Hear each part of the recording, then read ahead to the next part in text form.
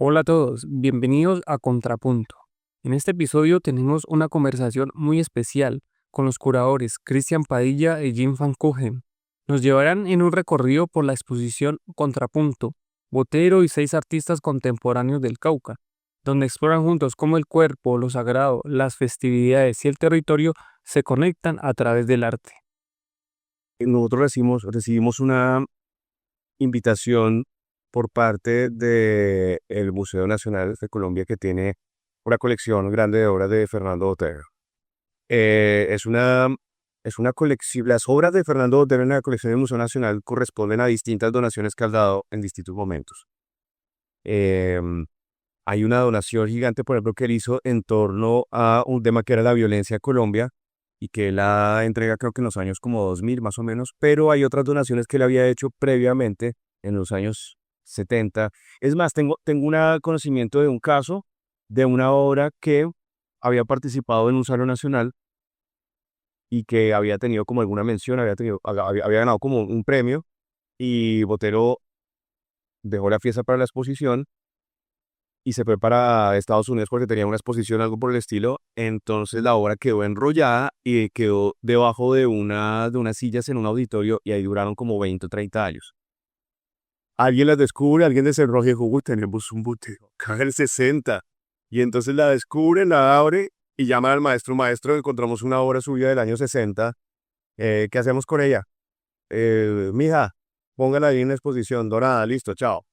Entonces fue una persona muy generosa en ese sentido. Muchas de las obras que están en el Museo Nacional o en el Banco de la República, saben ustedes perfectamente que él fue uno de los mecenas más grandes. Yo me atrevo a decir que no hay nadie que haya hecho tanto por la cultura de Colombia, al menos desde el campo de las artes plásticas, como Fernando Botero, y me refiero como un personaje individual. Quiero decir, eh, una donación como que la que él hace de 120 obras para el Banco de la República de su producción, y aparte de eso, 80 obras de su colección.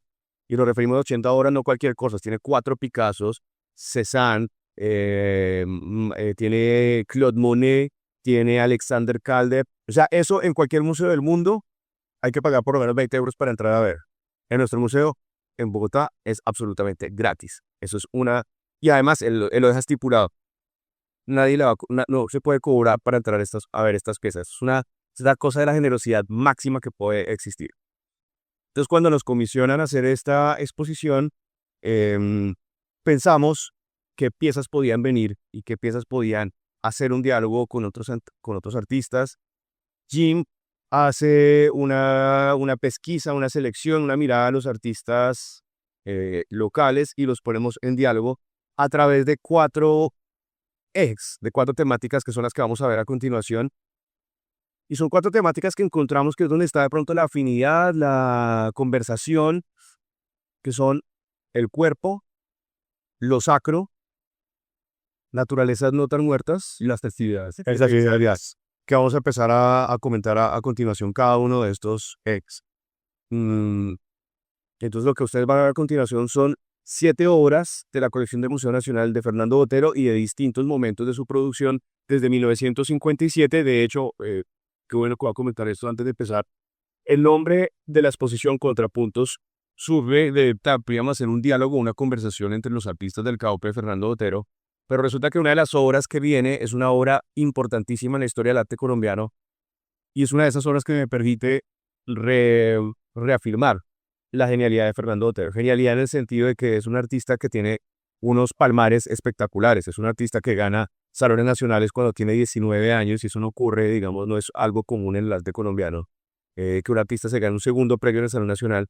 Contrapunto, que es la obra que vamos a ver a continuación, es la obra con la que él gana el segundo premio del Salón Nacional en 1957. O sea que es una pieza histórica, es una pieza fundamental de la historia del arte colombiano, y decidimos ponerle nombre poco aprovechando que teníamos la obra Contrapuntos, pero además porque contrapunto también significa como una especie de diálogo, una conversación, especialmente en el campo de la música. Un contrapunto es el ataque de un instrumento y le responde otro instrumento. Entonces dijimos, es chévere el término para hacer una charla, una conversación entre los artistas del Cauca, la obra de Fernando Botero.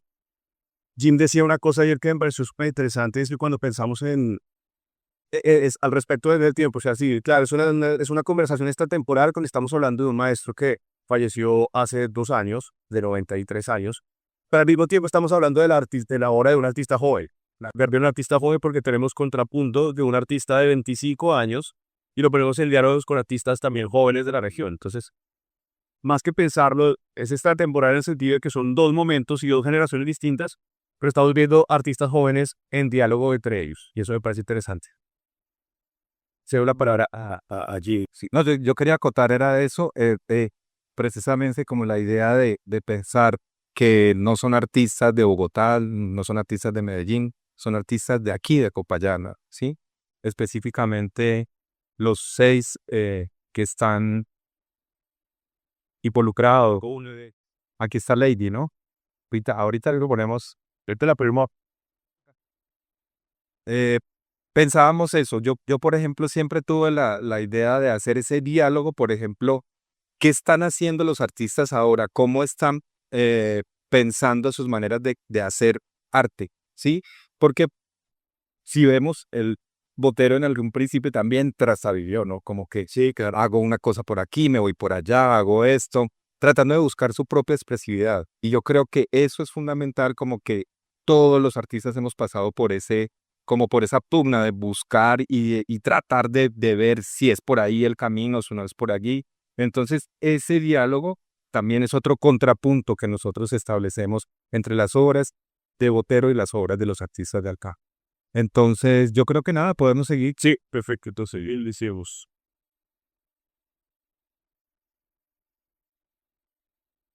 Cuando se nos hace la invitación, digamos que tenemos un primer reto y es no solamente seleccionar las piezas, sino que también, de acuerdo al espacio, sabemos cómo podemos entablar diálogos, ¿no? Entonces, hay distintos espacios. ¿Cómo hacemos para que los espacios puedan generar, digamos, etapas o periodos o temáticas en las que podamos hablar? Con Jim siempre pensamos que si hay una etapa por la que uno puede presentar a Botero, con la que uno puede empezar a comentar características de su producción, es el pueblo. Cómo Fernando Botero genera o crea, digamos, una anatomía distinta, que es por la que es conocido, ¿no? A propósito, voy a hacer como pauta y al respecto de la pregunta de cómo Botero llega a su estilo o por qué Botero pinta como pinta, o lo hacemos de una manera más coloquial, ¿por qué Botero pinta gordas? La respuesta la voy a dar de 4 a 6 de la tarde en la Facultad de Ciencias en el Salón de como Educación, Salón de Lúdicas, junto a la Biblioteca Central de la Universidad de Cauca. Ahí estaremos a partir de las 4:00 likes. No es una respuesta simple, porque no así. De hecho, creo que es reducirlo. Botero no pinta gordas. Botero es heredero y tengo que contestarla para hablar de esta primera parte porque la obra, digamos, que nos convoca en esta primera etapa es esta, que es la que nos hace referencia al cuerpo. Y yo lo que menciono y lo que voy a mencionar te lo voy a reducir muy rápidamente. Algo que estábamos hablando ayer, los que nos acompañaron ayer en la sesión que hicimos en el auditorio, era que Botero es un heredero del muralismo mexicano.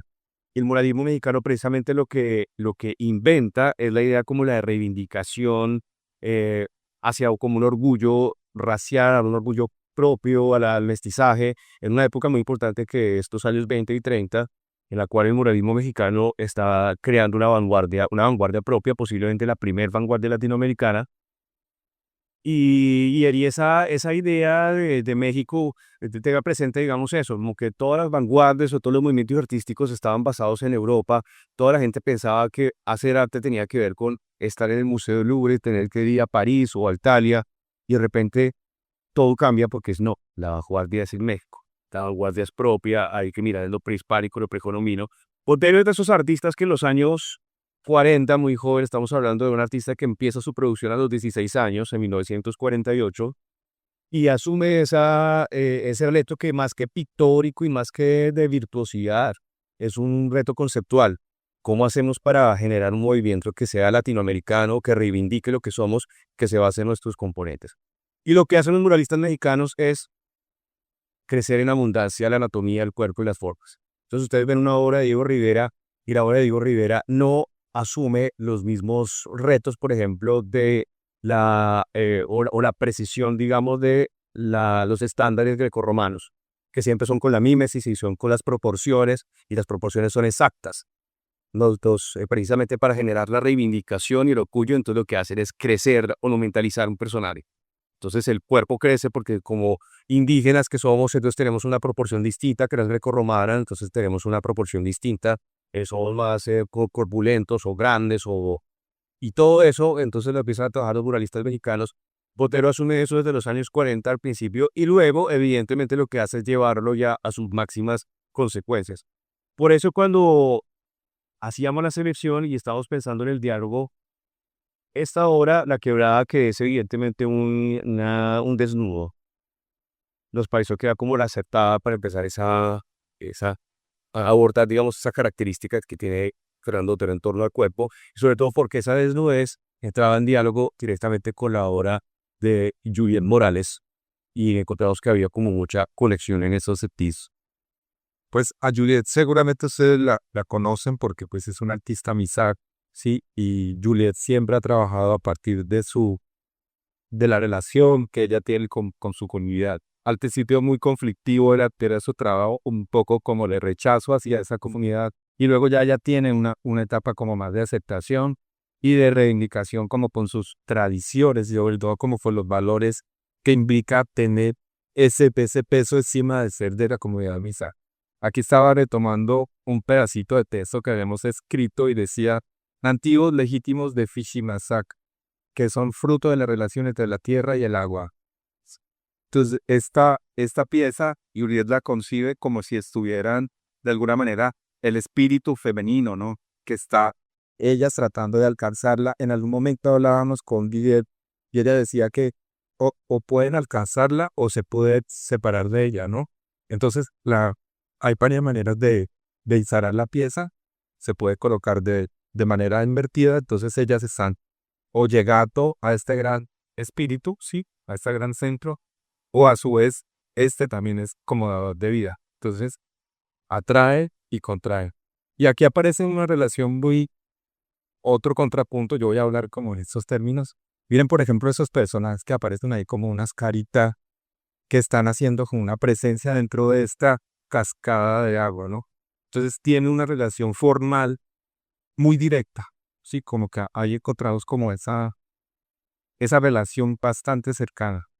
Sí, y a mí me decía ayer algo sobre el tejido de, ¿cómo es que se llama? El desrego bohoso, y que el azul aludía a las lagunas, es decir, también los colores, digamos, que tienen una connotación mística, pero también como de la naturaleza. Entonces, desde esa perspectiva, si uno ve esto cordando, es como si fuera una quebrada.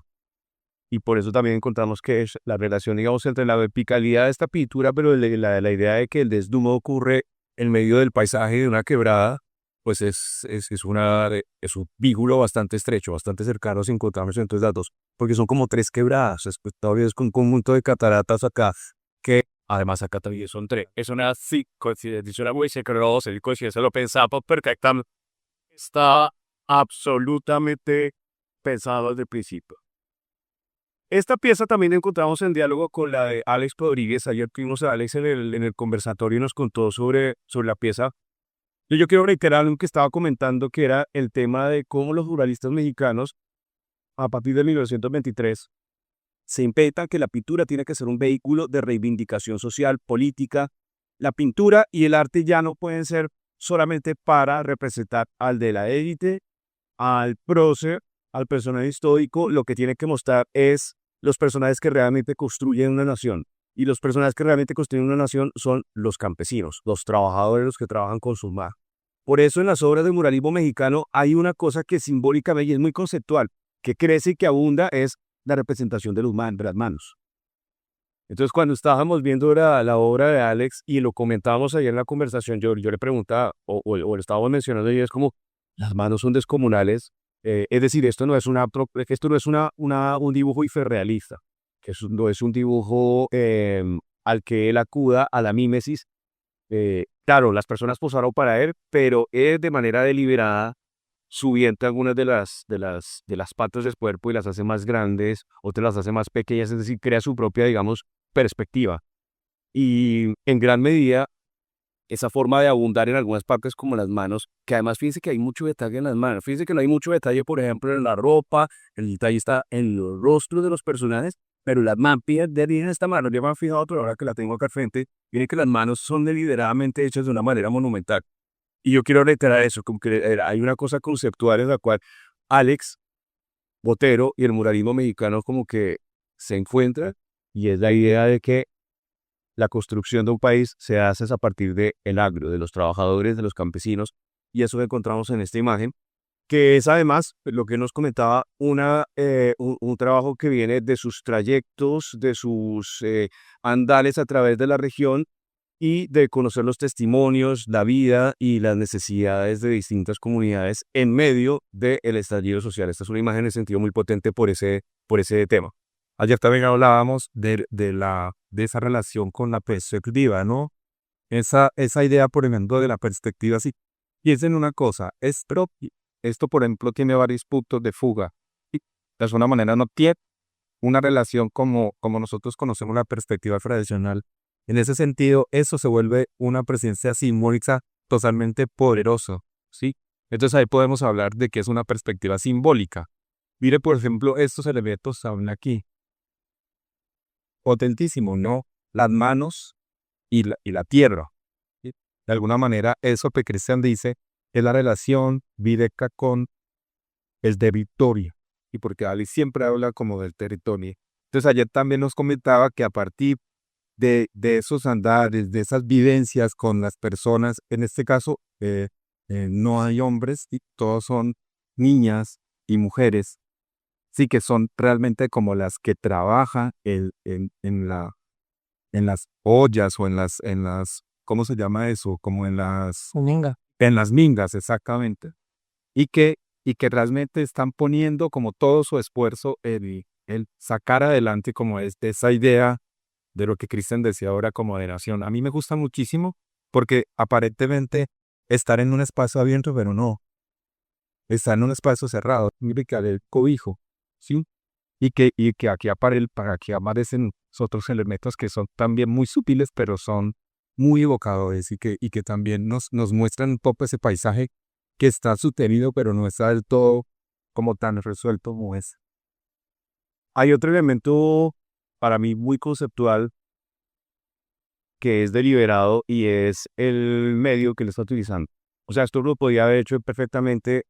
Es más, de pronto desvista un poco, porque lo que ustedes están viendo es un dibujo en grafito, por supuesto, pero el soporte no es papel.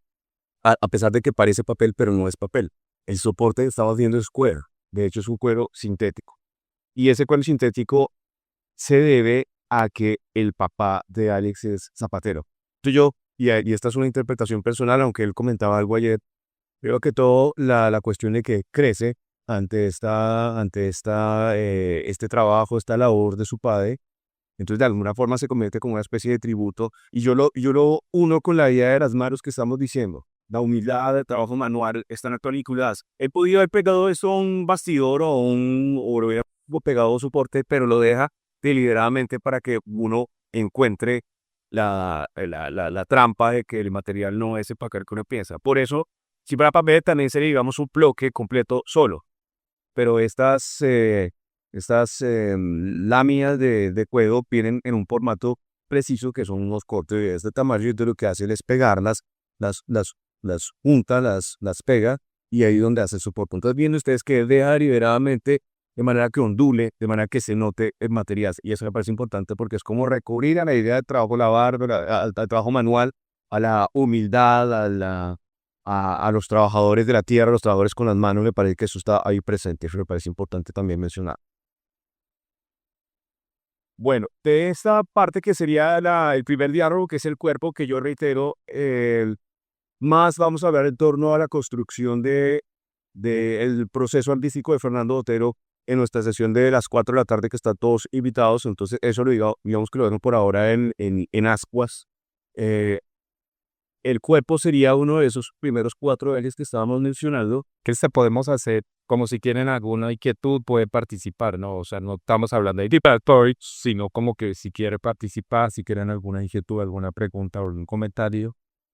Nos, Sí, aprovechemos de una vez porque después entramos a otro tema y de pronto se nos empiezan a fundir los temas.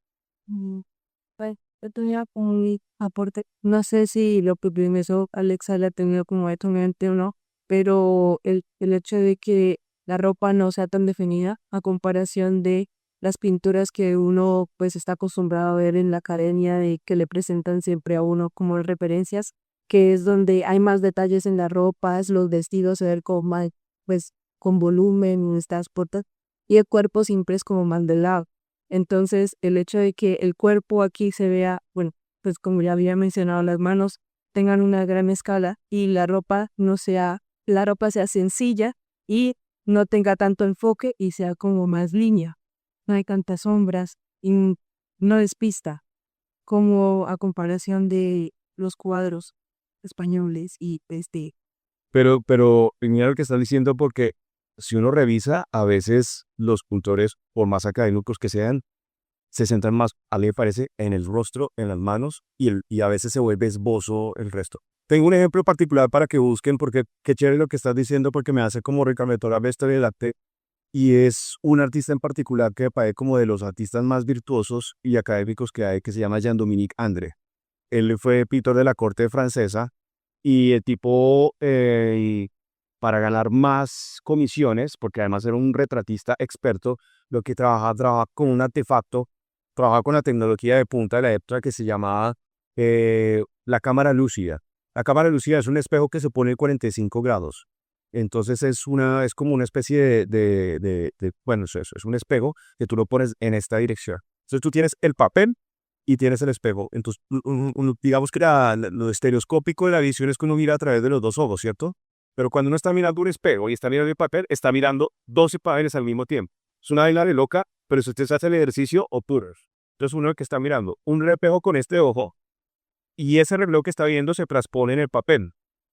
Entonces Jean Dominique Anque lo que hacía era que para que sus imágenes fueran más realistas y para que le llegaran más contratos, él trabajaba con la cámara lúcida y la cámara lúcida le permitía copiar perfectamente lo que necesitaba, que era por lo que le pagaban el rostro del personaje y el ma. El vestido, después no lo invento, después hago el boceto rápido, pero por lo que me pagan es por el rostro del personaje. Si el rostro se parece, me pagan. El vestido, me puedo inventar un vestido cualquiera. Pero el tipo tiene un problema y es que esta vaina marea. Entonces tiene 15 minutos o menos. Entonces eso significa que el tipo tiene que utilizar su virtuosismo para juntar las dos imágenes en una en menos de 15 minutos. Por eso no hacían lo de la ropa, pues porque si me voy a marear y por lo que realmente me están comisionando es por el rostro, entonces hago simplemente lo que tengo que hacer, lo más importante, por lo que lo comisionan a uno, por lo que le señalan a uno su virtuosismo, ves, por la veracidad que tiene el rostro, el retrato de parecido por el personaje. Yo no estoy diciendo que por eso tenga que Alex haber hecho necesariamente eso, pero inmediatamente cuando vi este dibujo y noté lo que tú estabas mencionando, inmediatamente pensé como una especie de trabajo de core. Es decir, hay una cuestión como de dignidad que si uno se pone a mirarlo, esto es una obra que podría ser perfectamente un retrato de corte, esto es un retrato de Velázquez. Persona está en una posición digna, está en una situación, sonríe frente a la imagen. em, y por eso me parece que hay algo de la historia del arte y de esa noción de virtuosismo que alguien que está acudiendo. Yo me estoy inventando en todo caso lo que estoy diciendo, pero porque además ve, tira, muy agudo y la premisa y está sujetando al aspecto. Pero mira, por ejemplo, también los tenebristas, ¿no? Te comenzaba con un lienzo oscuro y empezaban a traer, por ejemplo, primero lo que señalaba Christensen, sacan el rostro, sacan las manos, y luego con un gesto muy rápido solucionaban el después. Uno mira, por ejemplo, Sorolla. Sí, Sorolla es una cosa que a mí Sorolla me parece que es un pintorzazo, pero el tipo parece como un impresionista. Y para él un impresionista, me fue, tiene que pintar el paisaje,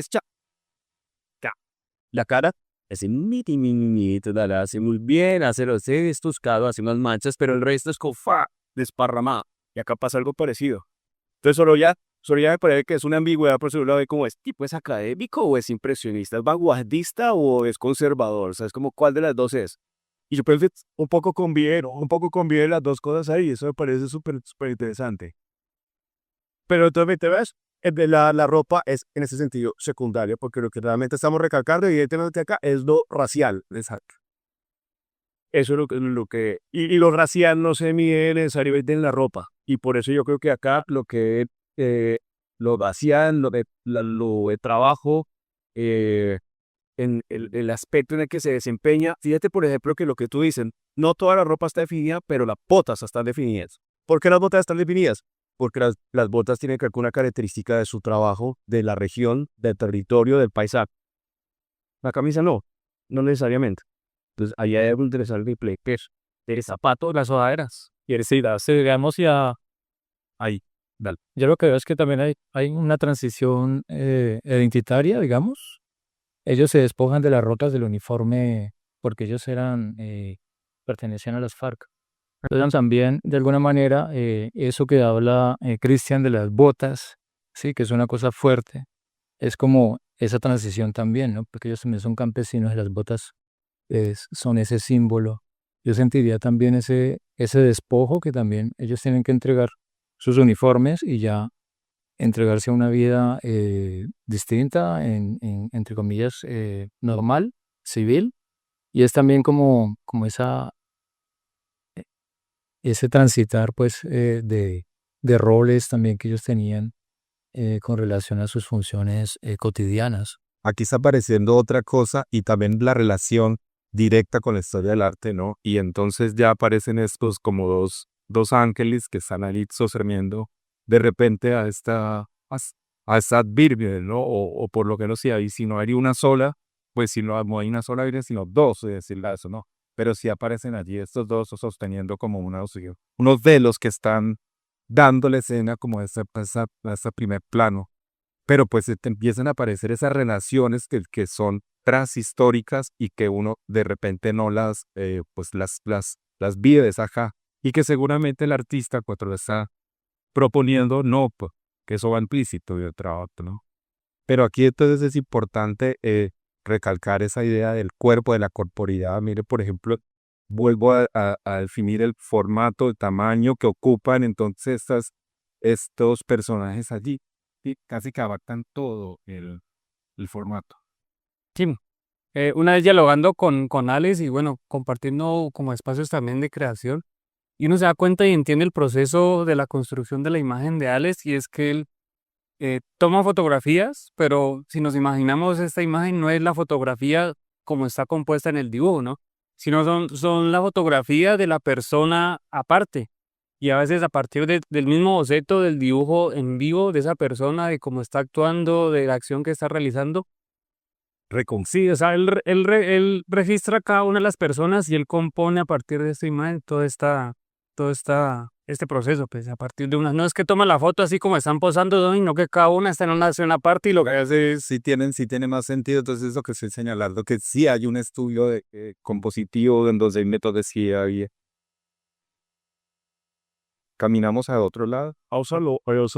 Pero, Sahara, debemos naturalizar Para mí nada, ahí, Está.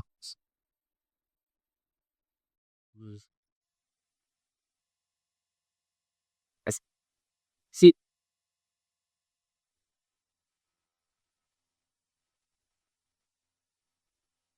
les voy a dar una anécdota que estaba mencionando yo ayer. Va a entender este. Uy. Fernando Botero empieza su producción artística cuando él tiene 16 años, como ilustrador de un periódico que es importante, que es El Colombiano de Medellín. Él que hace más dibujos y creo que él cree que los dibujos son más o menos como buenos, entonces por algún motivo se acerca al periódico, lleva un sobre los dibujos, se presenta ante algún periodista y el periodista le dice como bien chino, eh, quiere que le paguemos, ¿para qué trae eso? No, pues para ver si de pronto me los publican en el periódico. Resulta que el periódico, y normalmente los periódicos tenían un suplemento los domingos. Es un suplemento cultural, literario. Entonces publicaban noticias de cultura, noticias de artes, ensayos, poesía. Y Botero empezó a los 16 años a ilustrar en ese periódico. Ya que ya está adentro, tiene 16 años y todo orgulloso mostrando los dibujos en el periódico, entonces tiene como un palancazo para que le publiquen no solamente imágenes, sino que empieza a escribir textos. Entonces, escribe en 1948, vuelvo y digo, tiene 16 años, escribe un texto que se llama Picasso y la inconformidad en el arte. Es un texto crítico en el cual él está haciendo una defensa de algo que no necesitaba y nadie le estaba pidiendo que defendiera, que era Picasso. Ahora, lo interesante es pensar que él se pone a escribir de 16 años un texto sobre Picasso sin haber visto nunca una obra de Picasso. De pronto la había visto por ahí en un libro, de pronto la había visto en una reproducción, pero nunca de Medellín, no de Picasso. Nadie tiene Picasso en Medellín en 1948. Entonces él se pone a tener vainas que nadie le ha pedido. Y entonces él se pone a decir toda una cuestión romántica y poética. Dice, Picasso nos ha mostrado la gran virtud que es necesaria en el siglo XX, que es la rebeldía. Dice eso. Se lo publica el domingo. Ya sea para el colegio porque tiene 16 años, todavía está en el colegio, se da todo orgulloso al colegio con su periódico en la mano, mostrarlo, y además porque el texto está realmente muy bien escrito. Yo he tenido estudiantes de 16 años y no escriben así. Entonces, de verdad, para mí es que el texto también bien hecho. Sobre todo con una persona que no ha visto Picassos, parece que los hubiera visto. Entonces se va todo orgulloso el día siguiente para el colegio con su texto, ¿no? Y me imagino que empieza a chicanearlo entre los compañeros. Y el rector del colegio que él estudia, él estudia en un colegio católico, se llama el Liceo Bolivariano. El Liceo Bolivariano está regentado por un cura, no cualquier cura, es el obispo de Medellín, el Monseñor Félix Henao. Y Monseñor Félix Henao, antes de empezar las clases, llama a todo el mundo al patio y dice, vamos a hacer formación. De ahí manera se empiezan a temblar y dicen, ay, que van a echar a alguien, algo pasó. Botero no tiene ninguna preocupación porque escribió en el periódico, y al contrario, lo van a felicitar, no, van a hacer una felicitación, nos van a llamar acá, felicitaciones, maestro Fernando Botero, por su texto lo hizo. Yo me imagino que él estaba todo orgulloso. Cuando el monseñor empieza a hacer un discurso sobre lo que no es defendible en el arte. ¿Cómo es posible que hayan estudiantes acá que estén defendiendo la degeneración en el arte? La degeneración, la idea de que un personaje rompa, vuelva a las formas deformes, se convierta en algo con lo linda que es la belleza, con lo lindo que es la mímesis del hombre corromano, y que venga alguien a defender algo que no puede ser defendido, que es la corrupción, la putrefacción en el arte. No solamente eso, Picasso es un artista comunista, y comunismo y religión católica son absolutamente contravit. Entonces voy a llamar al medio del patio al señor Fernando Botero, que nos está acá corrompiendo, es la manzana podrida de esta institución y no merece continuar en esta institución. Salió todo orgulloso a mostrar su texto y lo que pasa es que lo echan del colegio por haber hecho una defensa de algo que ni había visto una vela romántica, que era Picasso. ¿Por qué cuento esto? Porque yo creo que a partir de ese momento, de 16 años, a Botero se le siembra una semilla que le va a durar toda su vida, y es burlarse de los curas, burlarse de la injustificada devoción y excesivo fanatismo país, que yo siento que es muy parecido al que existe en Popayán. Y ahí es donde yo encuentro una conexión. Son dos ciudades, digamos, que son dos ciudades que crecen al margen, digamos, de una capital. Son como países pequeños, cada uno en su distinto lugar, donde hay una profunda, donde entra una semilla profunda del colonizaje, de la conquista, que es a través de la religión. Entonces Botero se le va a quedar toda la vida ese rencor, es la palabra que yo estaba buscando. Ese rencor arrecho en contra de la religión, y se va a burlar de todas las formas posibles de los curas, de las monjas, de los arcángeles, de los ángeles. Siempre va a buscar una forma. Cada vez que ustedes ven una imagen, no piensen ustedes que es porque es muy católico, es al contrario, porque está intentando destruir la religión de una forma sutil y poética. Acá, por ejemplo, lo que estamos viendo, y es un cuadro temprano, quiero que tengan presente la maravilla de un pintor de 25 años, que lo que está haciendo es experimentar con una pincelada así bien agresiva. Ahorita vamos a ver una pincelada más agresiva. Esto es de 59. Y se está burlando un poco, como era, de los poderes excesivos que tienen los curas. Ayer estábamos hablando, con todo el respeto por el tema del Papa y todo eso, pero la infalibilidad de los papas, la idea de que los papas no se equivocan. Entonces, lo que diga el Papa es lo que es. Entonces, el Papa acá está mandando, parece como un Goku, mandando para derrocar a un demonio. Entonces, él invoca y lo llama Boarget, y sale el ángel a atascarle un demonio. Entonces, lo que estamos viendo es una es una burla, una ironía a ese poder inconmensurable que tiene el cura, que cuando echa agua bendita, a alguien se le sale el demonio, por ejemplo. Yo siento que esto está ahí como presente. Tengamos presente lo de la pincera expresionista que lo vamos a ver ahorita en las naturalezas muertes, ese boter temprano. Eso para lo que vaya a era una de la pedrela, ¿no? Las predesas, va. Eso es. Sí, la predera no es una palabra como común o muy conocida en Colombia porque no tenemos ese tipo de pintura, pero la predera es un formato de la pintura del Renacimiento que consiste, digamos, las pinturas que están en los altares de las iglesias italianas del Renacimiento y son pinturas horizontales. ¿Por qué son horizontales? Porque necesitaban espacio para contar la vida de un santo. Entonces, en una predera normalmente ocurre que el santo aparece una vez y aparece caminando por la calle y de repente se le aparece Dios o Urán. Entonces vuelve a aparecer el personaje, pero juega. Entonces es como una especie de cómic, donde en una misma imagen nos está contando toda la historia de un personaje. Y Botero está pintando esto mientras está viviendo por primera vez en Nueva York. Entonces yo creo que le está fusionando lo que está empezando a ver de Roy Lichtenstein, me refiero como al pop-up, de los males que están empezando a inspirarse en el cómic, y lo fusiona primero porque él lo había visto en Italia, que son las predelas. Entonces es muy inteligente porque además está haciendo cómic renacentista, digamos, con temática de santos. Sí. ¿A ti qué te apasiona, por ejemplo, la historia de la religión? Que a mí también me parece súper apasionante. Botero yo creo que también se apasiona ese, la historia de San Hilario hace una predela, la historia de este San Hilario, pero tiene por lo menos unas 20 predelas entre el 59 y el 63, todas alargadas, que después te paso, digamos, porque yo tengo ese inventario, pero está San Hilario, San Hilarión, tiene el milagro de Cosme y Damián, o sea, se nota que tipo era apasionado por la historia, la mirada de una forma crítica y burlona, pero también la mirada de la historia del arte. Entonces tiene, digamos, que un inventario realmente del renacimiento de todos estos personajes, desde ahí poco el Y entonces esta obra, en este caso es una relación ahí como de uno a uno. Supuesto, una relación de Adonka con el artista, que en este caso es Guillem Ordóñez. Ayer yo comentaba que pues estábamos tratando de delimitar los artistas o del artista que iba a trabajar.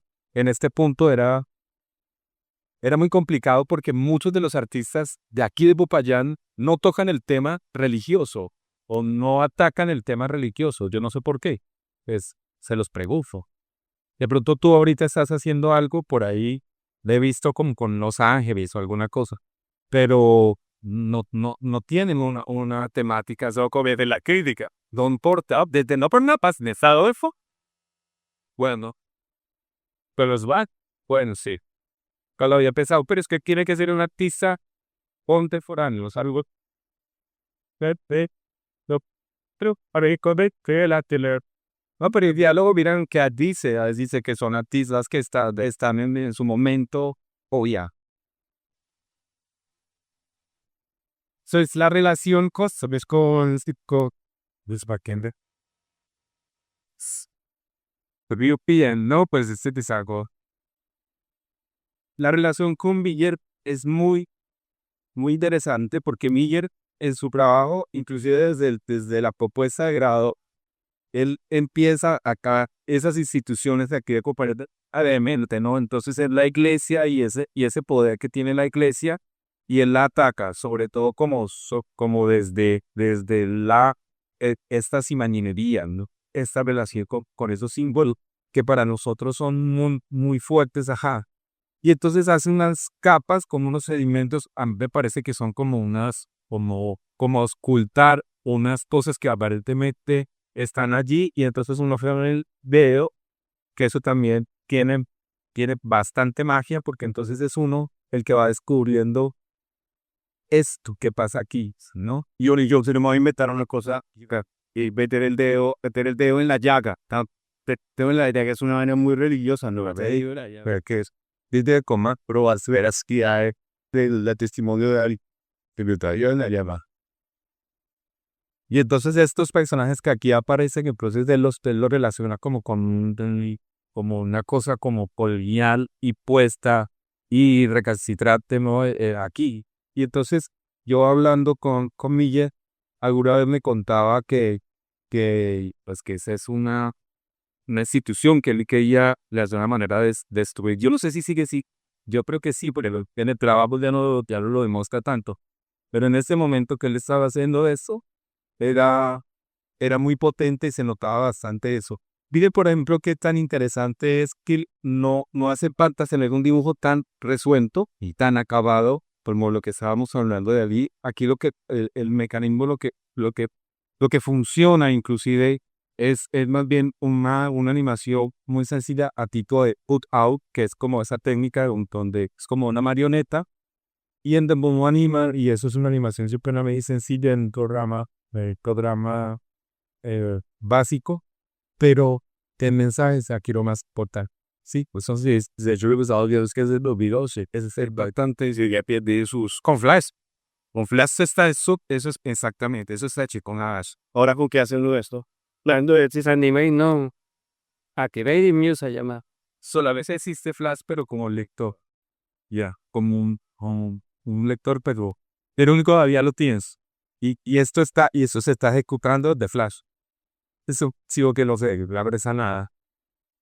A mí me gustó mucho esa pieza y entonces cuando estaba buscando qué es lo que se relacionaba con él, me casi que no lo vi aquí. Entonces ahí le leo la aquí. Otra cosa también que una vez hablamos con estudiantes que vimos de la exposición, y es que es la connotación que tiene esta obra al estar en esta casa, ¿no? Y lo que implica estar en esta casa del dueño. Este señor, ¿no? Sí, no sé qué tan ocupado se viera. Sí, pero sí, solo será una cosa de decir de los artistas. Uno no puede ser ciego, digamos, ante las circunstancias en las que vive. Y cuando se hace una imitación a artistas del Cauca, pues obviamente las temáticas que van a trabajar son en torno a las vivencias que tienen y a las circunstancias que hacen parte de su cotidianidad. Y si las circunstancias son de violencia de distintos aspectos, una violencia que tiene que ver con lo racial o con lo patriarcal, digamos, en el caso de Ige, entonces, pues, esos trabajos vienen a la mente. Entonces, me parece muy chévere que pensamos que las obras que están acá, pues son obras que son críticas sobre otro texto, y para eso es el arte, precisamente para eso realmente que la importancia de la producción artística. La obra, por ejemplo, de Lady es una que también es muy crítica en torno a temas como el medio ambiente o la explotación de los recursos, pero no quiero avanzar mucho todavía, vamos para allá. Pero eso me parece que es interesante mencionarlo, como que la obra de Botero es una clave para presentar las temáticas, pero los artistas contemporáneos presentan también su visión crítica frente a eso. Y eso me parece importante mencionar. Ayer hablábamos a eso y era que nosotros subimos una premisa, pues sí, o por relación a la selección, por lo menos de las horas de Maestro Botero, que me parece la de Chan. Básicamente tenemos esa condición de que van por estas obras o que trabajaran el tema de la violencia directamente, ¿no? Entonces se quería que las obras que vienen acá tuvieran era otro tipo de connotaciones, ¿no? Entonces ahí, vamos a señalar que al principio, el catálogo, entonces es muy extenso de Atenas a Colombia, era bastante poderoso y no es lo que pues, queríamos saber. Claro que posiblemente las obras más interesantes serán precisamente esas, pues de la temática de la violencia. Entonces, pues la brindar el a los pelos y puedo ir acá, pero para eso estaban también las obras de esos artistas. Muy claro, y entonces ahí contábamos eso, que precisamente esos diálogos con los artistas iban a ampliar esos discursos que se vuelven muy locales y que tienen implícito ese problema. Algunos de manera directa, otros no tan. ¿Tú estabas mencionando algo sobre esta obra? Sí, era que si él lo está viendo solamente como desde lo católico, porque justamente en este semestre he estado muy interesado por la religión yoruba y justamente la parte como de diablo se parece mucho a la representación de Shango, que es una oricha de la religión yoruba. De hecho, Wilfredo Lam lo trabajado Six Visual Effect. Pero no, yo creo que él sí lo ve de la perspectiva católica siempre, porque es la que lo cuestiona a él desde su juventud. Entonces yo creo que él sí se mete exclusivamente por la religión católica, las otras de pronto pues las tiene presentes porque no hace parte de sus vivencias. Pero hay muchas escenarios que son tremendamente poéticos. La diabolomaquia que les vamos a ver más tarde en la charla es como un diablo gigante en una lucha contra un obispo. No me parece de esta tónica, un colibrí que se vuelve demonio, o sea, tiene unas temáticas rarísimas, pero todas son, digamos, dentro de la mitología católica. A los católicos no les gusta que uno diga mitología, sí se la cosmogonía, la mitología chicha, mitología griega, mitología cristiana también. Y ¿qué? Bueno, hay una tercera temática de las 4 que vamos a mencionar más rápidamente. Y es el tema de las festividades. Y digo que la menciono más rápidamente porque de todos modos acá lo que estamos viendo es una escena, digamos, cotidiana. Es una escena cotidiana que tiene la circunstancia o la coincidencia de tratarse de un festejo patrio. No es que necesariamente las obras de Botero tengan una temática o digamos que haya un capítulo exclusivo sobre las festividades, pero lo que sí debo decir es que Botero tiene un sentido patriótico en su obra, de alguna manera. De hecho, es lo que hace que Botero sea tan como nuestro embajador, digamos, en cualquier lugar del mundo, y es que si una persona ve una obra en cualquier lugar del mundo, inmediatamente sabe que se trata de Botero. Y también cualquier persona que vea una obra, inmediatamente sabe que se trata de Colombia. Botero es un tipo que vivió 91 años de su vida, pero esos 91 años de vida vivió 70 años por fuera. Pues porque la vida lo fue llevando, digamos, en la búsqueda de las corrientes artísticas, de las mejores galerías, de los mejores museos, y eso lo llevó siempre por fuera. Y por lo tanto, él siempre vivió a otro país desde la lejanía y con mucha melancolía. Entonces, cuando uno ve estos cuadros, uno se pone a pensar que Botero, a pesar de ser un artista con que por ahí en los 60s o en los 70s, que estaba pintando imágenes de su niñez. O sea, estos personajes son de los años 30, evidentemente. El personaje, el sombrero, la gente que con sombrero siente muy elegante siendo. Todo debe ser. Entonces, se ven personajes con sombrero, con la sobilla, la señora que está saliendo como de las compras, que parece, y que evidentemente estamos viendo con una arquitectura muy colonial, que donde acá también hay con una conexión, por ejemplo, para ir a ese sentido, ¿no? La Cali la arquitectura colonial, que son los recuerdos de la IED, pero para él también forman como parte de su idea de identidad colombiana. Y ahí hay una conexión evidentemente muy estrecha con el Goku Baleano. Entonces, lo que estamos viendo es una pintura que se llama 20 de julio. Y 20 de julio, pues como sabemos que Red Nelson lo saca su bandera y la pone orgullosamente en la fachada de su casa. Se convierte en una excusa de Botero para poner color, hielo, ¿sí? Y acá lo que estamos haciendo es el contrapunto precisamente con la obra de William Bowes, que es otra festividad. Fíjense ustedes que siempre que hablamos de festividad, en cualquier caso tenemos que acudir de alguna manera en la arquitectura, ¿no? Porque la festividad ocurre en un lugar y está urbio. Pues ahí hay como una conexión entre esas dos cosas.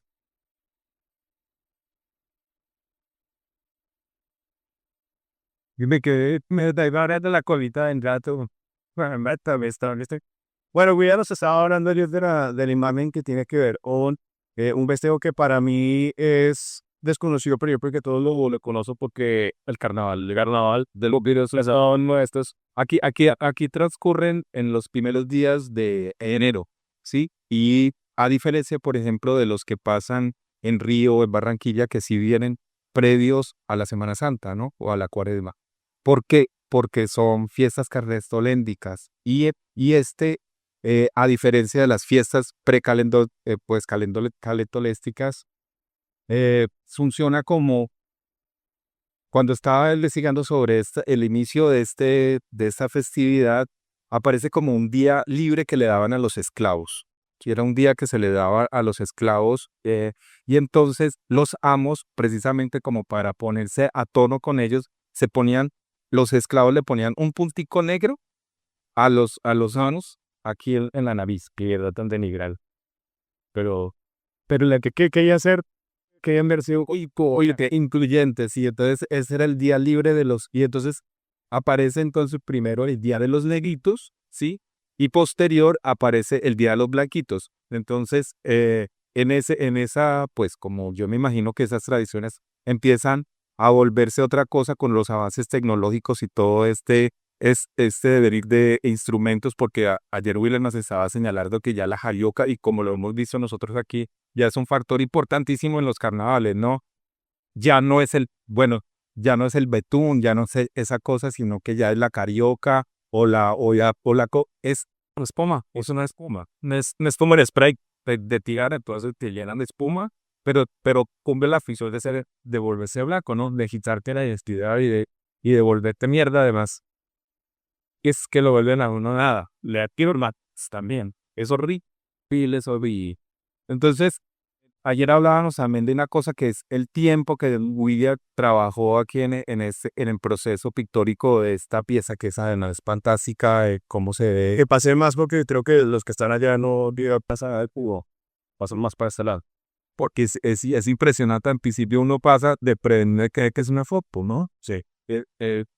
Y él decía, porque la pieza es del año 2018 y él la retomó el año pasado haciéndole con unas correcciones que te estaba diciendo que por aquí se veía un poco mal y empezó los brillos que sacó de acá, ya eso se lo ocupó. Entonces empezó a volverlo a traer y te tocó hacer la coa. Yo decía, William, ¿cómo vas? Empalado. Las posiciones dentro de tanto tiempo. Embalado, vamos a salir de... Miren esto, o sea, como estos parece como un material ahí como sintético y todo, ¿no? Es increíble como esa relación que él encuentra como de darle profundidad y darle apariencia y textura a esas cosas que salen de una ensartada. Luego, por cuenta que ya. Ayer hablabas de una de las naturalezas muertas, de la que tiene una guitarra o una bandolina, que Baudelaire utiliza como solución de composición, entonces como reducir ciertos elementos para que se vean más grandes. Es lo que pasa con Elemental, o sea, la reduce para que se vea la casa. Y lo que pasa con todo, digamos, en las piedras, pasa con los elementos del rostro de corto, este es el mejor ejemplo, pero pasa con los zapatos, va con el rostro. No, debo decir, no me parece la mejor pintura de Botero, creo que no es una pintura acá, pero es una pintura que la utilizamos, digamos, por el tema de las festividades, que me encontraron, digamos, conectada con la obra de William. Pero ya que hablaste de eso, pasemos entonces a la naturaleza muerta del pan, que es el campo de experimentación donde ocurre eso. La PC. Pongamos atención inicialmente a dos pinturas que para mí son de cargas no apasionantes y espectaculares, que son una, Contrapuntos, es una muy buena pintura. Haciendo ustedes compare, o sea, lo que acabamos de ver, el tipo de pintura con este Constantinflora mucho más expresiva, con una felicidad tremenda, tipo, pues lo que hace es que, porque con capas, después de esta zona rosada y sobre esta zona rosada que la deja respirar, que hay como tres capas más de colores, sendes, unos verdes más claros, otros más oscuros, eso me parece apasionante. Una casa encontrar incluso detrás del azul que hay otros colores, hay como rosas, es decir, son capas y capas de escrituras, pero también hay mito simple espectacular con las ditas para el las pasadas, que ustedes, pues las ditas con un rellené son muy mínimos, son como 3 o 4 dadas y sale. Y eso me parece que es espectacular en este tipo de pintura. Este es del 57. Botero regresaba de un viaje por Europa y cuando llega a Colombia como que se siente desactualizado porque aparece esta presencia inconmensurable en el arte frontero que es Obregón. Que Obregón está utilizando otro tipo de perspectiva, está utilizando otro tipo de colores. Obregón es el primero que ya no está mirando a México, sino que está mirando a Picasso, las vanguardias europeas. Entonces aparece con un color, todo en Obregón no es ni un tema ni racial, ni orgullo, ni temática, ni historia, de reivindicación de lo indígena, no, es pura experimentación plástica. Entonces cuando Botero llega y se encuentra con la obra de Obregón, dice, mierda, me desactualicé porque este tipo pinta pura pintura. Parece que suena un poco redundante, pero no es pintar tenos, es pintar pintura en sí mismo porque era pura plasticidad. Entonces, Botero le toca. ¿Cuál es la mejor forma de experimentar y hacer pura plasticidad? Los bodegones. Porque tú no necesitas un tema, porque no necesitas un modelo. Tienes 3, 4 cosas, las pones en una mesa y esas 4 cosas las pones a vida y la fuerza es experimentar. Entonces, ahí parece que ahí me empieza a ocurrir eso que estábamos mencionando, que es el cambio de dimensiones. Yo creo que empieza uno ya no sabe ahora, nos mentalidad un poco, pero cuando ve este error, si uno recorta esta naturaleza muerta, uno creo que ya sabía que eso se trata de un botero. Si fuera un botero temprano, pero hay una cuestión en las dimensiones de eso que ya empiezan a notarse y que hace parte de. Esto es del 57, con esta obra, Botero de 25 años se gana el segundo premio del Salón Nacional. Eso hace que esta pieza es una pieza histórica, importantísima, valiosa. Pero esta pieza me parece que también es espectacular, porque para esta época ya se le soltó la timidez.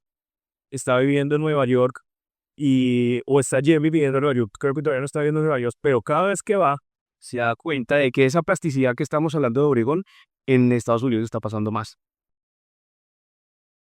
¿Por qué está pasando más? Porque hay un movimiento que se llama el expresionismo abstracto. Hay un tipo que está chorreando la pintura en el suelo, o sea, más plasticidad que esa no puede haber, porque es un tipo que realmente convierte la pintura en plasma, en pasta, la tira al suelo, y Botero yo creo que se siente como medio seducido por eso. Entonces acá empezamos a ver una cuestión que es que se vuelve la pintura como táctil y que es a trabajar como empastando. Hay unas áreas de la pintura que son tremendamente pastosas, pero además usted se da cuenta que la pincelada es tremendamente violenta, expresiva, y coloca bien. A mí me parece que esta es una de las piezas más espectaculares de esta exposición. Quería llevar una pregunta. El dibujado primero, había un dibujo Yo sé, cartón, yo sé que en estos, yo sé que digamos en los que son más figurativos y de una época posterior hay más planeación. Y de hecho yo estuve del de París cuando él estaba iniciando la pintura y era mucho que uno puede ver la pintura, por ejemplo, uno pensaría que la pintura de Botero inicia de un bastidor blanco.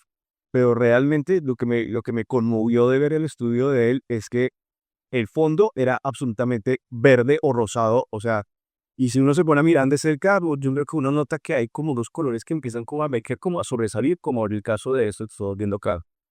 Entonces es muy chévere, por ejemplo, ver que el proceso en la escritura de sus últimos 40 años, por ejemplo, sí ha visto una especie de bocetos primero de más unas de ahora cosa, y él después es el que sabe improvisar sobre el material. Entonces hace un boceto general en el lápiz de pronto, y después empieza a echar puras manchas y manchas y manchas de color. Si él había dibujado de pronto unas luego acá, entonces después trabajaba siempre con un espectro. ¿Por qué? Porque el espejo le duplicaba que fue, sí, como la distancia, le duplicaba la distancia. Porque uno como pintor siempre está pegado a la pintura, ¿no? Entonces uno siempre la ve de cerca. Y el güey mamona, entonces voy ahí está ya.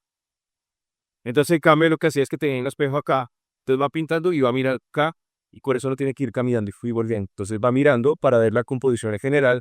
Entonces de pronto viendo no, esta manzana no se ve bien acá. Entonces porra y la pone en otro lado. Entonces va improvisando si hay una temática, digamos, general medio de posada, pero él va improvisando porque el color lo ha mandado en distintas direcciones. Yo prefiero la pintura expresionista de los 50, ahí sí no hay ningún boceto, va echando y va a salir, y va improvisando y el color va surgiendo. Eh, lo que estaba mencionando es que, por ejemplo, yo no sé si ustedes de pronto lo notan o no, pero empiezan a aparecer acá cosas como la historia del arte como tema. Esto es un homenaje a Van Gogh. De pronto uno no cae en cuenta, digamos, de eso de pero lo que estamos viendo, y si ustedes revisan, busquen Van Gogh girasoles. Ayer estaba viendo, hay una clase de pintura y decía al cabo que todos están haciendo una obra de Van Gogh. Pero y cada uno podía escoger su propio Van Gogh, y entonces estaban todos jugando a yo le llamo Van Gogh. Y yo le no se llama. Sí se llama. Y él es que. Y entonces este es como una especie de yo le llamo Van Gogh, que obviamente es una versión libre en la cual él pone su propia paleta de colores que obviamente no están en la versión original, pero quiero que independientemente de los colores que recapacitemos en la cosa de la plasticidad pura. Si usted puede ver en esta zona sur, qué cosa tan deliciosa, esto es como comerse un helado. Porque lo que estamos viendo son capas y capas y capas de color, además esto es como aplicado, se nota que es aplicado como con una, como usted va, entonces, como una espátula, entonces hago una casa como los coques de la espátula, hay un azul, pero detrás del azul hay como un rosa, detrás del azul también hay como un verde, entonces son capas y capas de unos colores malva, divinos, amarillos, verdes, radioactivos, para que esto es una cosa deliciosa. Pide usted para que le mete, para que le metiera como el pincel y cosas como que rajada la pintura con otra superficie. Bueno, más voy a hablar de esta etapa en la charla de las cuatro, la parte voy a tener muchísimo de este periodo, pero de esta época no es la Mona Lisa que te he dicho, es de 59, es de 59 precisamente, la voy a mostrar más adelante, porque digamos que coincide con eso de las temáticas de la historia de la el hecho de que les como una Mona Lisa, como temática de la historia de la tierra, y un Van Gogh, por ejemplo. Entonces, en ese periodo, en esa etapa se dedicó como a hacer, a revisar lo que llamó ese sí, porque es tan experimental que es como no voy a ponerme a llamar a una modelo o a nada, sino que voy a revisar, es un libro de historia del arte y el libro de historia del arte va a ser mi temática. Si la modelo está, el tema de capítulo, está entre Bogotá y Nueva York en este momento. Yo creo que está base en Bogotá por ahora, pero sí está yendo y viniendo, digamos, entre exposición individual en Nueva York, Bogotá, Nueva York, Bogotá. más tarde les cuento, pero por ejemplo, él me contó en algún momento que en una época como muy oscura de Botero, no se imagina que Botero es triunfo y éxito toda la vida, pero el 59 la estaba pasando muy mal, de hecho. Entre el 59 y el 61, él está yendo a Nueva York muy tercamente, pero no tiene un peso. No tiene un peso, es que está re jodido de plata. Entonces intenta mantenerse porque dice, ¿yo qué voy a hacer en Bogotá si realmente las galerías más importantes del mundo están en Estados Unidos? O sea, yo tengo que quedarme acá y está pagando un cuartico, pero no tiene con qué comer, por ejemplo. Entonces él se queda muy tercamente ante la idea de, hay que estar en Nueva York, así no tengo ni peso, pero tengo que estar acá. Y se le acaba el rojo. O sea, yo pensemos un poquito como que esta es una de las últimas pinturas que tiene con rojo en esa época, especialmente el 59-61, porque me contaba que por algún motivo el rojo que él utilizaba valía lo que valían otros 6 tubos de pintura. Entonces él no podía comprar, no tenía plata, prefería comprar 2 otros 6 colores que el rojo. Entonces hay una época que se vuelve toda oscura o que se vuelve sin rojo.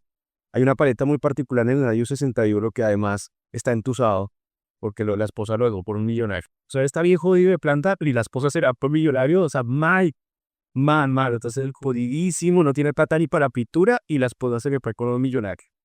No, entonces, man, entonces es una época que es como oscura, todo es como colores negros, cafés, duras tonalidades potencialmente oscuras. Y es en el 61, cuando está cuando está en su peor tusa, en la época o más cochina de la tusa, cuando él pasa una serendipia que le cambia la vida. Y es que la curadora del MoMA, que se llama Dorothy Miller, él estaba trabajando en un estudio, en un edificio de estudios de artistas. Es decir, habían 20 talleres en ese estudio, en Greenwich Village. Y Botero tenía su taller, estaba trabajando ahí, pintando, sin romo, pero estaba pintando. Y entonces resulta que la curadora del MoMA tenía una cita con uno de los artistas del edificio. Y el artista de Huervón no llegó.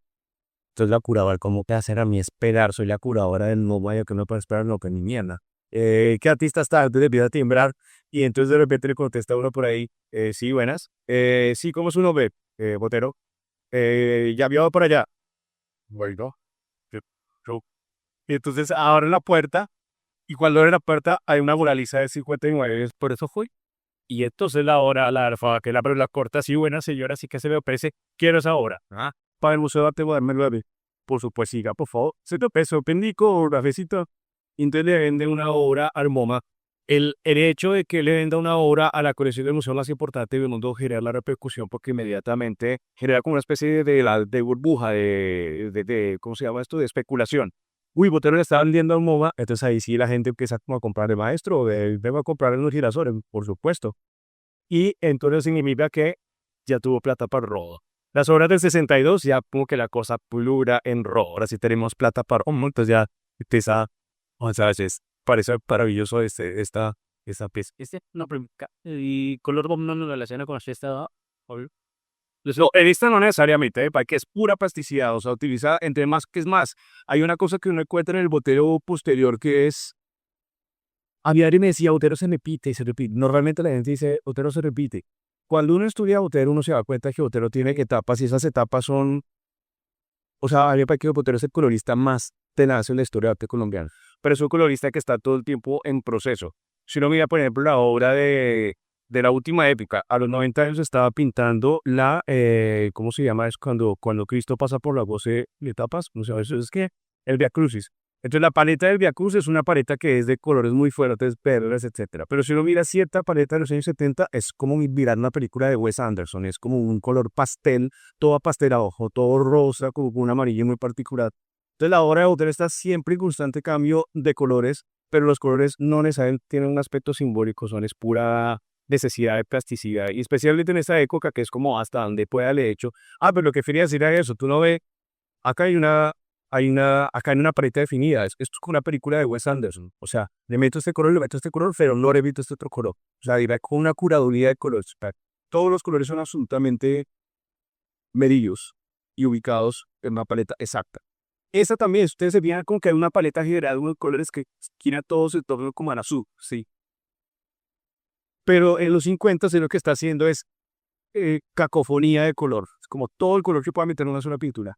Al respecto de esa, ayer estábamos hablando con alguien y decía, pues que él siempre, como mucha gente ha tenido muchas reservas en la producción de Botero, muchas reservas porque, pues, la gente, lo que digo, hay una emisión general que Botero se repite, que es la misma cosa, pero que hay algo que uno no puede negarle y que es indiscutible en Botero y es el virtuosismo. Si hay algo que repita en la vida, es la poesía. Y yo venía a esta poesía y realmente eso es una masterclass que tú tenga presente, por ejemplo, que las acuarelas que decía el cuadro al óleo no se puede corregir. Una acuarela solamente tiene la posibilidad de trabajarse un color y una pincelada a la vez. A cambio de una pintura de óleo, pues yo la caga, pues le meto otra acá y la tapa, ¿cierto?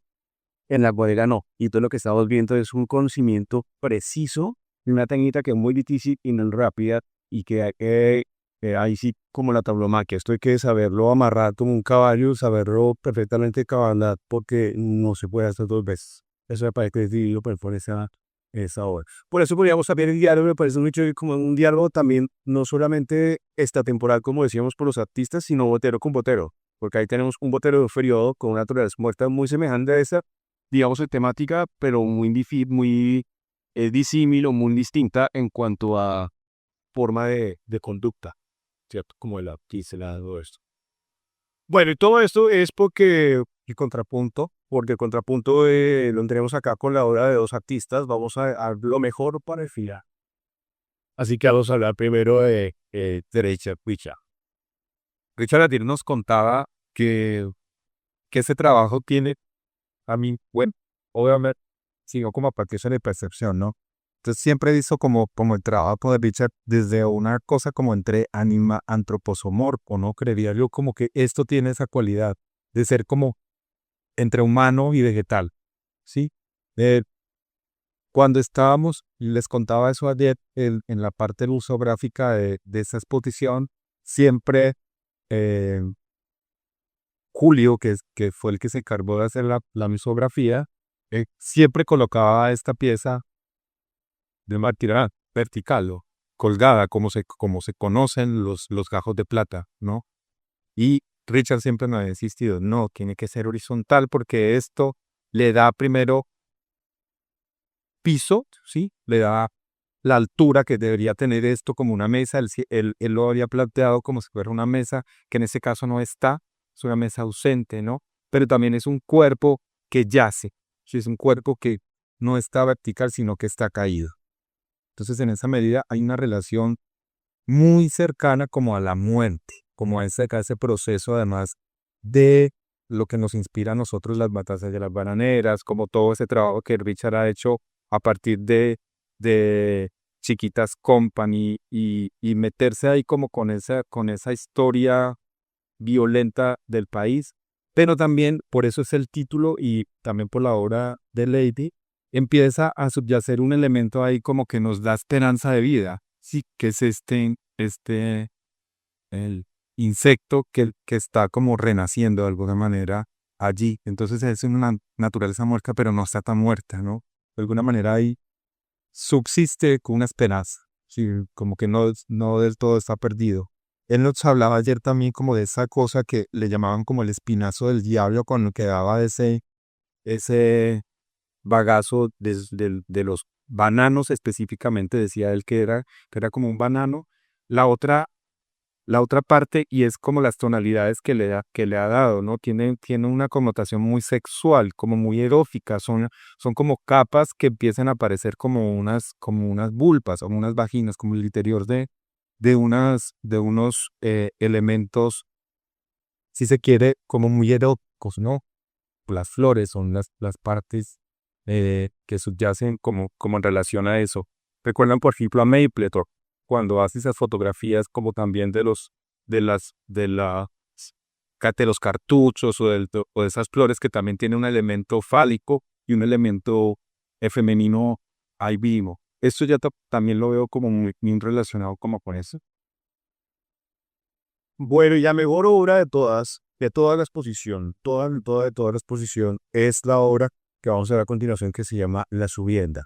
Y es una obra espectacular. Yo creo que tal vez una de las razones por las que decidimos llamarle naturalezas no tan muertas era porque hay un componente de vida y de movimiento, además, en la pieza que vamos a ver a continuación. Si tenga presente algo de eso, lo interesante de la etimología o de la gramática que subyace sobre media naturalezas muertas, ¿no?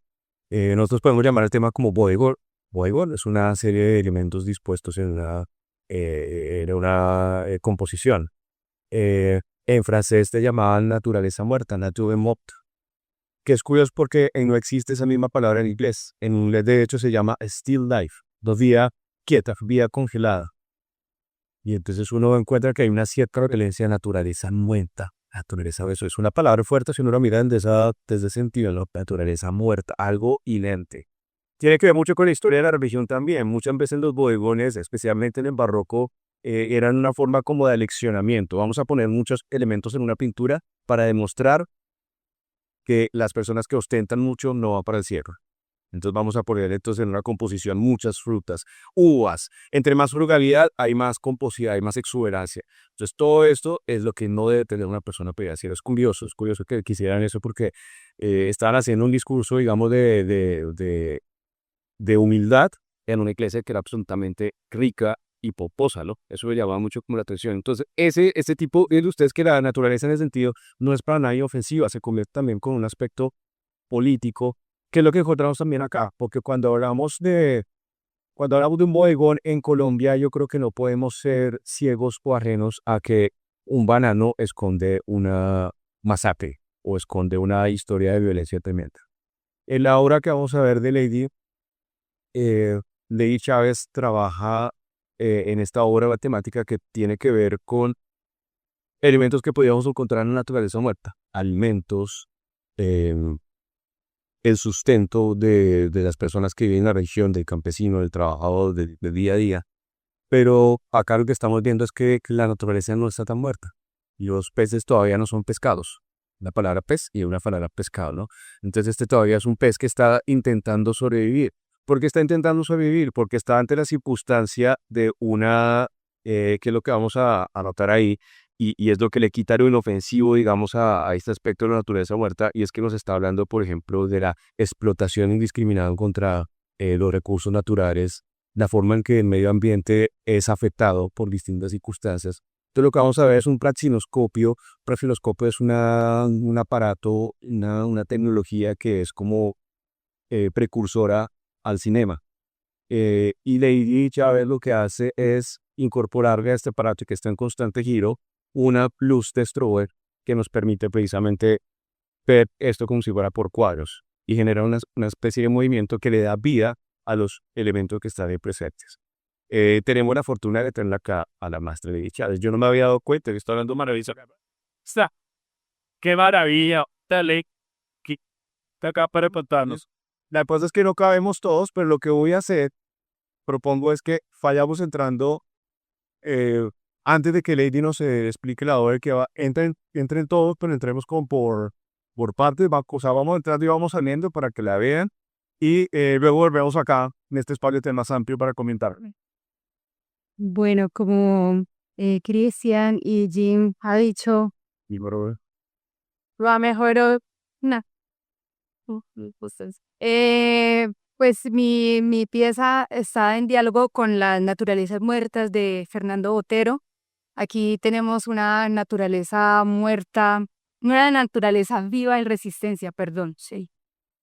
Agitada, donde está el movimiento. Las otras piezas, pues podemos ver, digamos, composiciones con elementos totalmente estáticos. Acá, pues, encontramos un contrapunto. Esta pieza surge, pues, motivada por situaciones que se dan en el Cauca. Em, eh, digamos, nosotros sabemos que el Cauca es un territorio muy rico en recursos, que cuenta con cuerpos hídricos bastante importantes, donde en sus riberas, digamos, pues se han asentado comunidades campesinas, afro e indígenas, pero que a su vez, digamos, estas comunidades que se han encargado de proteger estos espacios se han visto también afectadas por esas intervenciones de los megaproyectos hidroeléctricos, mineros que en nombre del progreso, pues, están generando toda una destrucción del tejido social. Em, están acabando con los saberes, están desplazando comunidades, están alterando el ecosistema.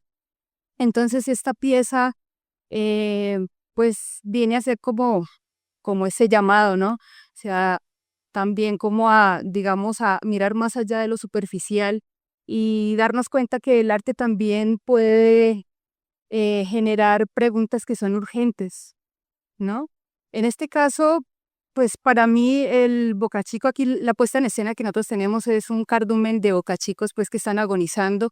Y como ustedes saben, el bocachico es una especie endémica de Colombia, es una especie que también está desapareciendo. Asimismo, el bocachico podría ser esa metáfora de todo lo que se está extinguiendo, de todo lo que está pasando, digamos, con los líderes sociales, con los cuerpos que protegen, con las voces que se alzan, em, con los ecosistemas las especies que desaparecen. Em, si yo pues lo veo así, ¿no? O sea, realmente aquí también hay un juego de escalas, el pez es mucho más grande que esa maqueta, pues digamos son peces que son más grandes que la maqueta de la reserva hidroeléctrica que está ahí sorbiendo esos vestigios que quedan de agua. Em, es eso, no sé si tienen alguna pregunta. De alguna manera también le cortan el cauce a Eso subió, pero no.